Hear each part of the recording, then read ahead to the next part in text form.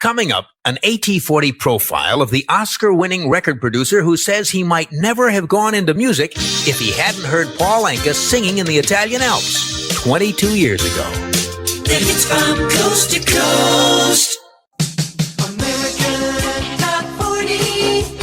American Top 40. Now on American Top 40, we're up to the number one song in the land. It was produced by the Oscar-winning record producer who says he might never have gone into music if he hadn't heard Paul Anka singing in the Italian Alps 26 years ago. This is the story of composer, conductor, producer Giorgio Moroder. He was born and raised in northern Italy in a small resort town in the Alps. He grew up listening to whatever pop music he could find on the radio. But nothing made much of an impact on him till he first heard Paul Anka's giant hit Diana. That was way back in 1957, and Giorgio was about 16, right around Paul Anka's age. And even though Giorgio spoke no English at the time, there was something so compelling in the sound of Paul Anka's record that Giorgio would sit glued to his radio all day just waiting for the song to be played again. He says, quote, "It was simple and catchy. I started to play guitar specifically because of that song. If I hadn't heard that record back then, I might never have become a musician." Well, soon after, Giorgio quit school, gave up plans to become a draftsman, and organized his first band. Not too long afterward, they were offered their first paying job, and Giorgio's been involved with making and producing music ever since. In 1979, he won an Academy Award for his music in the movie Midnight Express.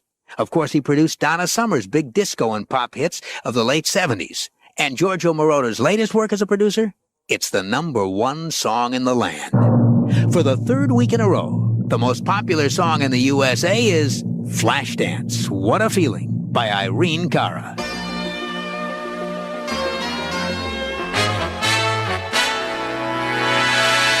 You're listening to American Top 40, a countdown of the most popular single records in the USA as determined by Billboard's weekly survey of record sales and radio airplay from coast to coast. I'm Keri Tombazian doing the numbers for Casey Kasem this week as the countdown rolls on.